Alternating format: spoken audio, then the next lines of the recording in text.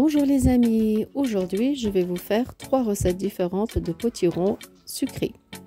Si vos enfants ne mangent pas de potirons, je vous conseille de faire ma recette et vous allez voir, ils vont tous adorer car c'était devenu vraiment un dessert que chez nous, tout le monde a vraiment beaucoup apprécié.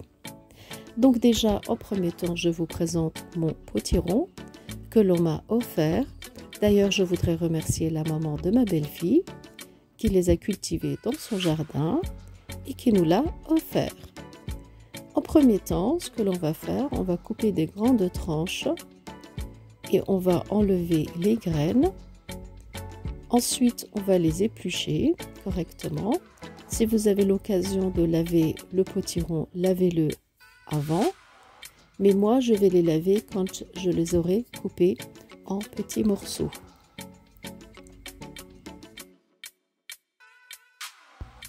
Après avoir enlevé aussi les impuretés, j'ai coupé tous les potirons. Je les ai bien épluchés. Et comme vous allez voir déjà, c'est un légume qui cuit très facilement. Donc en une soirée, j'ai réussi à faire 3 recettes différentes. Après avoir coupé tous les bouts de potiron, je les ai lavés, épluchés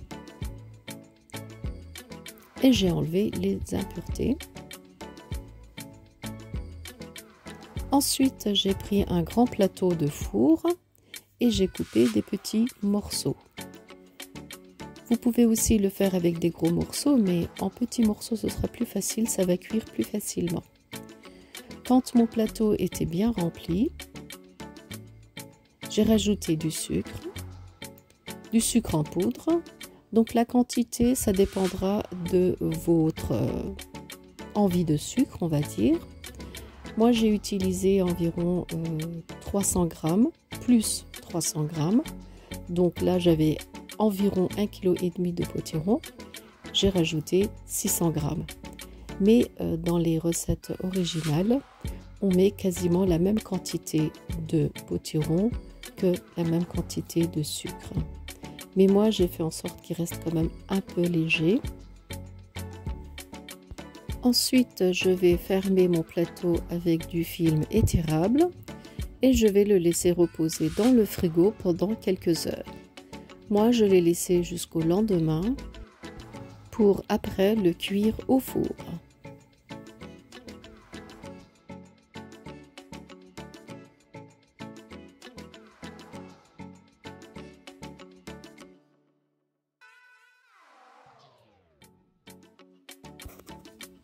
Et le lendemain matin, j'ai sorti mon plateau du frigo et le résultat, il est assez impressionnant car le potiron a lâché son jus et vous voyez, il est dans plein de jus.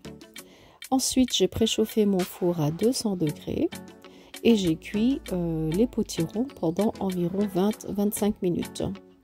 Ça, la cuisson dépendra de la taille des potirons. Comme moi, je les ai coupés en petits morceaux, 20 minutes de cuisson a suffi. Il suffit de contrôler la texture. Si c'est assez cuit, c'est bon. Ensuite, mes potirons, je les ai servis dans une assiette.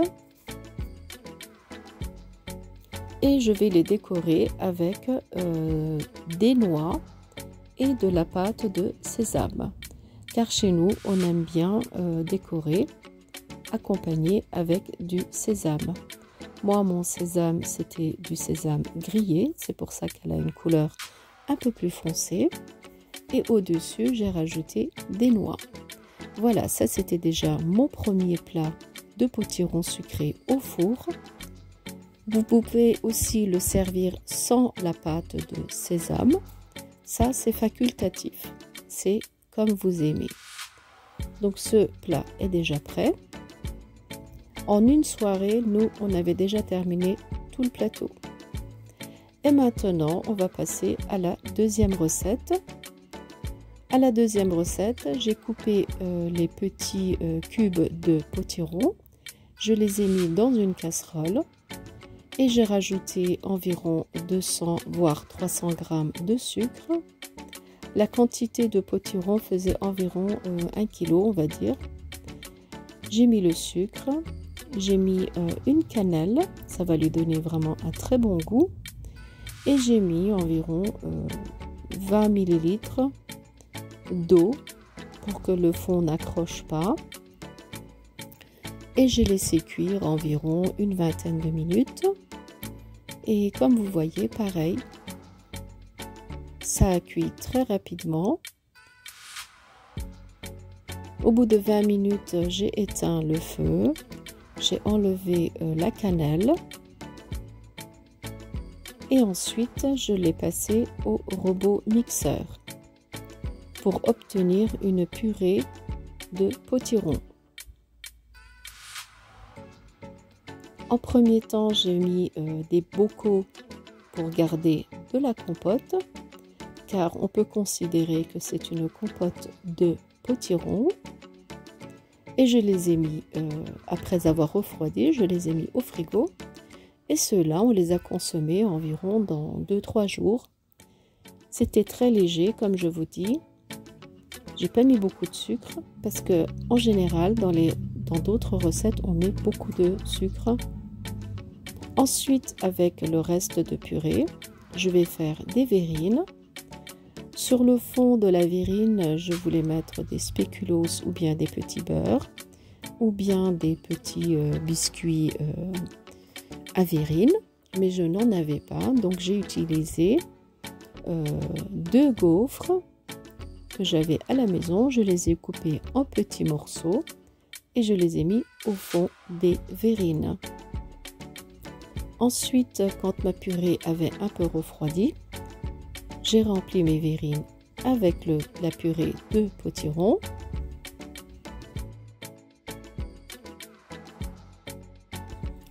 Pour ceux qui veulent, ils peuvent rajouter d'autres ingrédients dans les verrines, bien sûr, comme des fruits ou bien de la chantilly.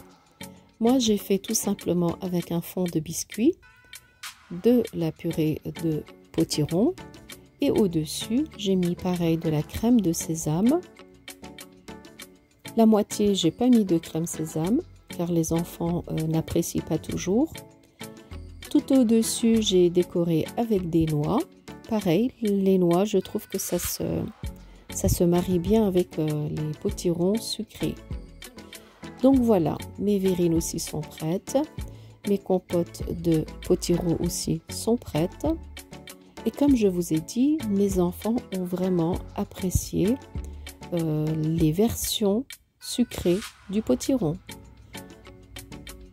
Ils ont dit qu'ils en voulaient, donc j'en ai refait le lendemain, aussitôt.